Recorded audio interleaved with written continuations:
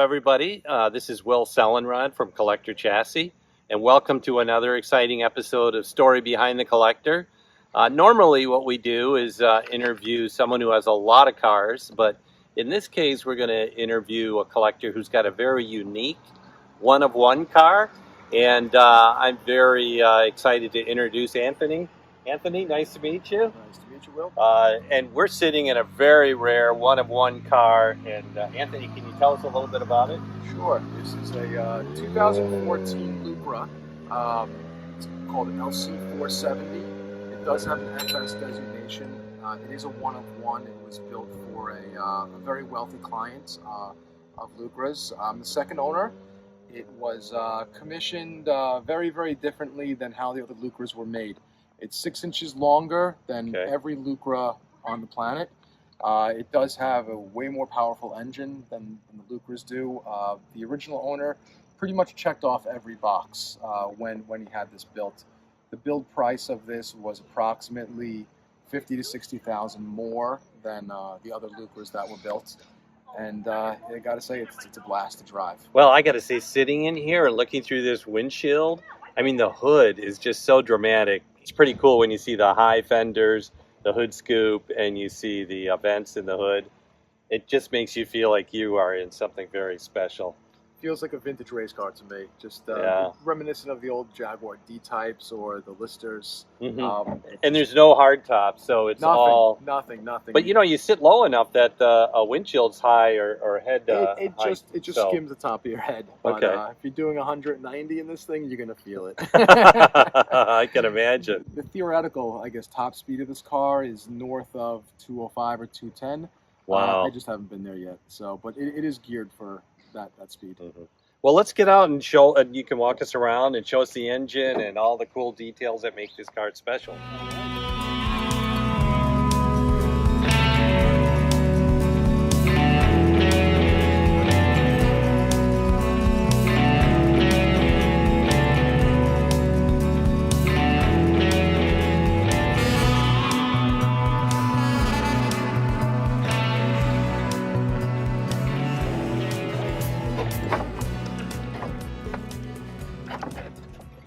These doors are so incredibly light. I don't even know how to describe how light they are, but they are just, this whole car is 1,900 pounds. 1,900 pounds, carbon fiber. So, just off the bat, the 8-port exhaust, 4 and 4, no street legal Lucra has that. They either have 2-port exhaust or a Cobra style side pipe. Because this car was 6 inches longer than the other ones, they had a lot more room, so they made 4. Well, this is a lot better than side pipe, right? Because when you're getting out of the car, those side pipes get hot. Oh yeah. There are 2 race variants of this body shape and the size. They're not street legal though, but they do have the 4-port exhaust. They do have the same engine, but like I said, they're not street legal. The value is a little bit less because you cannot ever register it. There's no VIN on it. Most Lucras have the gill slits over here, and then they also have the matching gill slits here. The original owner wanted these stainless, polished stainless. And this is all open. I mean, I can look in there and see completely into the engine bay. It's wide open. This is a true race car. I mean, everything's wide open. There's not much safety on this car. There is no insulation on this car. You hear every pebble, every rock. Hence the lightweight. It's stripped down. There's no traction control. There's no nannies. There's no stability control. There's no anti-lock brakes. There's not even power brakes. It's a Formula 1 type hydraulic setup. There is power assisted steering, but it is a rack and pinion, so it's a very, very tight steering. So you really have to respect the vehicle, right? Because otherwise you're in trouble really quick. At 750 horsepower and 1,900 pounds, all going to the rear wheel, you have to know what you're doing and you have to respect it. The car wants to go sideways at every moment. And how many speed transmission is it? It's a 5-speed transmission. It's beefed up for the horsepower. But serviceability, it's American parts. This is made in the United States with all American parts, so everything is very, very easy service.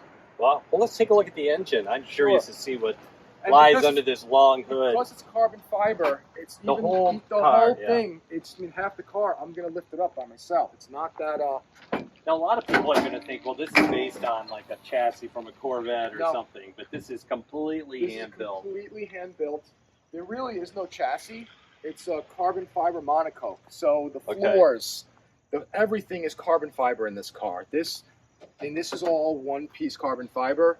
There is some steel reinforcement. You see that about 5-inch tube that kind of runs.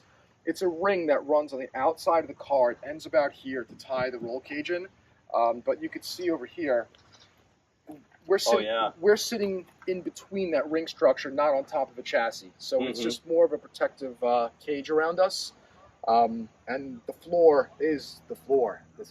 Right underneath that is the ground. Wow. I mean, look at the intricacy of this frame. It's definitely all tubular then. Yep. And the welds are beautiful. Yeah, they all hand welded at Lucra's facility in Southern California. MagnaFlow built the exhaust for all the late model Lucras. Okay. So everything was made for this car in the factory. It's not anything aftermarket. There's nothing aftermarket on this car. This is just this is how it came from the factory. So how many Lucras were built? Approximately 63, I believe, give or take one. And they're all around still? Some were destroyed because I can imagine. The horsepower, 1,900 pounds and 700 horsepower. People got a little overzealous with them. A handful of them are race only, so they can't be street legal. Okay. There are 2 generations of Lucra. The first generation was a little more of a kit car. Even though it was built by Lucra, you could buy it as a rolling chassis if you want, or a rolling body, and then put your own engine in it. How you would differentiate that car versus the newer, the second generation is little rectangle here, and the tail lights were actually sitting on top of the body, almost like a 1959 Porsche Speedster, looking little oval tail lights. Then they kind of remolded the whole entire car. They really changed the aerodynamics of it. They put the gill slits in it. The tail lights are molded inside the car. And they went much less kit car looking and much more of a production car. The second iteration of this car, I believe they made about 20 of them, or 25, and then 25 or 30 of the original like Mark I, you would call it. Okay. Well, when we were talking when I first got here, this car is kind of special, right? So what's the story behind this? Because it was owned by a billionaire who actually funded Lucra? Yeah, so when I was buying this car, if you look on the build plate, it does say 1 of 1. Not number 7. Yeah, I see the build plate right here. Yeah, not number 15 of 63. And that threw me off because I knew that the Lucras were numbered. And by not having this numbered, I was really confused as to where this kind of sat in the production line of Lucra. I did have to reach out to the original owner of Lucra. I reached out to the original owner of the car, and I was able to get in touch with the shop manager at Lucra. And I got all my answers. After speaking with the owner of Lucra, he did say that very wealthy clients wanted a Lucra. He was somewhat of an investor in the company, and he just wanted a Lucra built just for him. And but obviously one with all the options. All the options. So they had to remold the whole entire front end of the car because he wanted it 6 inches longer, and it's all up here.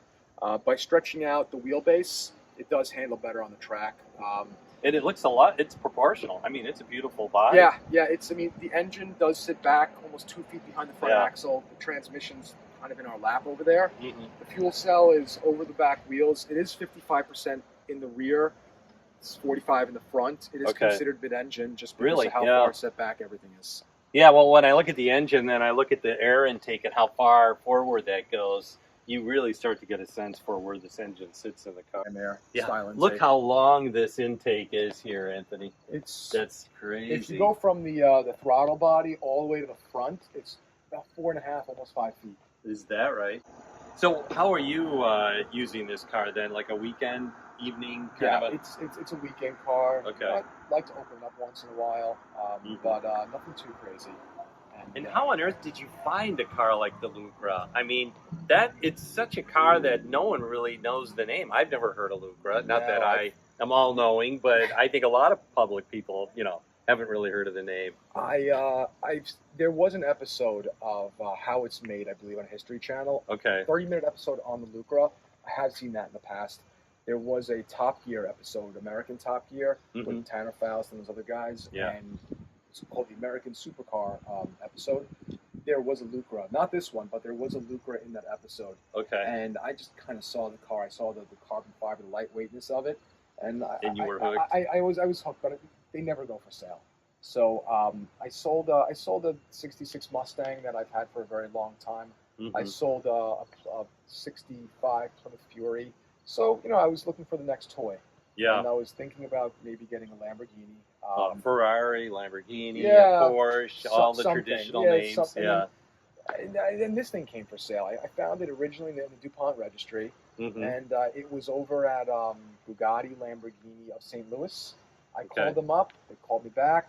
And I was in St. Louis the following week just for the day. I flew in for a few hours. And we made a deal, but not before calling the owner of Lucra, speaking to the original owner of this car, figuring out why this was one of one. Then I got the whole entire backstory of he was an investor.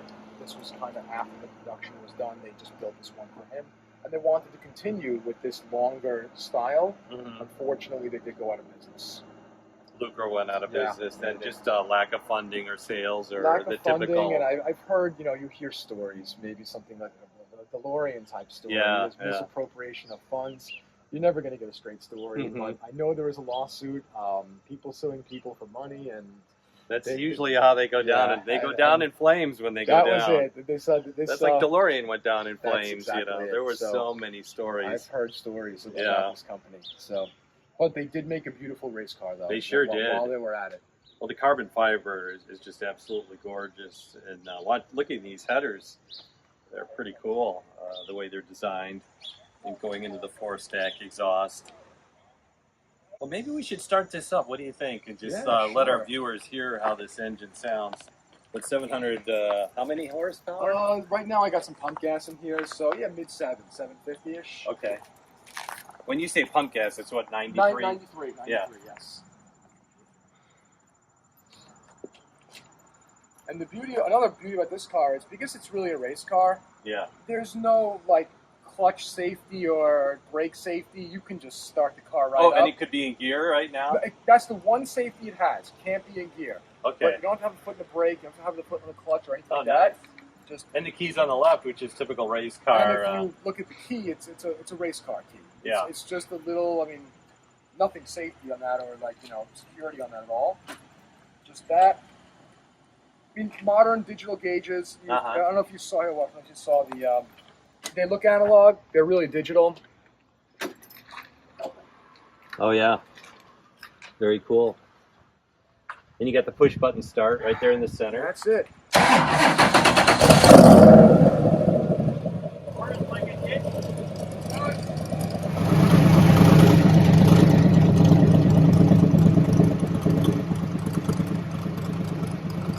So I can see there's a trunk actually in a race car, which is kind of a rare thing. So how big is this trunk?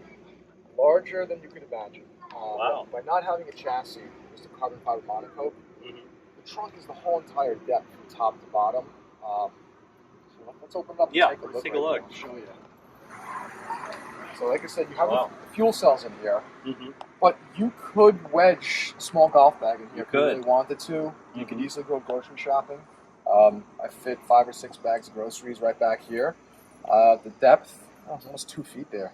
How great is that? You could take this race car to the grocery store. I mean, that's just got to be another great excuse to take it out on the road. Always. Yeah. Always. Yep. That's huge. And again, everything's carbon fiber. You can just see it where there's no padding. Yeah, and even just you lift this up here and right there. Yeah. You can see the mold seam right over here. Oh yeah. It's just. But no spare tire, right? So you got to make sure. No spare tire. They do have the run flats inside there, just if you got to get home or anything. But otherwise, no. Well, what about parts on this car? How do you service it? I mean, are these American parts, or are they all foreign parts? They are. I'm not sure of the percentage, but it's mostly American. Perfect example. The gas strut on my driver door was maybe lost some gas. It was a little weak. It wasn't staying open. I did get in touch with the old Lucra shop manager, and he told me exactly where to order it from McMaster car catalog. Oh, And cool. it was, I mean, I did have to remove the ends Mhm. from here because they were custom, I guess, billet for this car, custom milled. Oh, yeah. I just unscrewed them, screwed them on the new gas tube, Mhm. and it was installed. So it's yes, parts are relatively easy, except the body. Obviously, the body is molded carbon fiber. You're not going to get a new body on this car. Everything else, from the headlights to the fuel cell to everything, is just Even the wheels, are those the special design for this car? Well, yes. Forge Line, very popular, right. expensive wheel manufacturer, made these wheels for Lucra. So you won't see these on any other cars, but they were made at Forge Line. We have the headlights, running lights, headlights. We have the fog lights, and then we have the bright lights. We have the trunk release. We have driver heated seats, and we have passenger heated seats.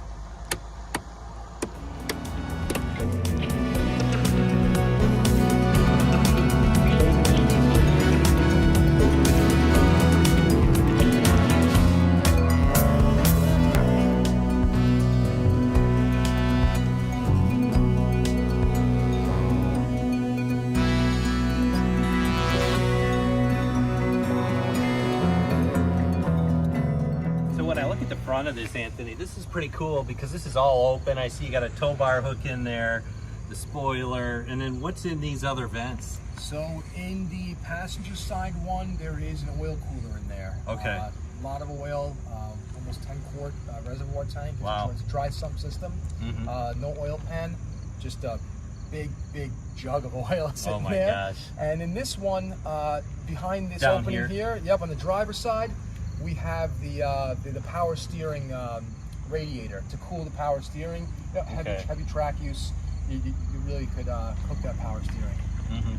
And then when we talked about that intake, that 5-foot intake, that's drawing air right in here, right? It sucks it in right from there, and the faster you go, the more air gets sucked in. Yeah, and it's such a long hood, which is kind of cool because hot air robs the engine of power, right? So Correct. You want the cooler air, and I gotta believe this far forward, you're gonna get some cooler air. Plenty of cool air here, and it's sucking it right from the outside. It's not like an air filter tucked under the hood somewhere. It's all right here. The air filter is just a few inches right behind this opening right here. Okay, very cool. Well, I just love the sweeping lines in this car, and I really appreciate you taking the time to show us your Lucra. This is a very rare car, very exciting car, I'm sure, to own and to drive. I don't think you could probably go anywhere without a crowd forming every time you park, right? It always happens. It always happens. Well, and that's what we want to do for our viewers, is bring them unique cars, collectors who have unique cars. So is this going to be the start of more unique cars for you? Is that going to be your, I guess, mantra, to go for very rare cars in your collection? It is. I do enjoy the ones of ones, or the one of 50s, or the one of 100. I do enjoy the uniqueness of those cars.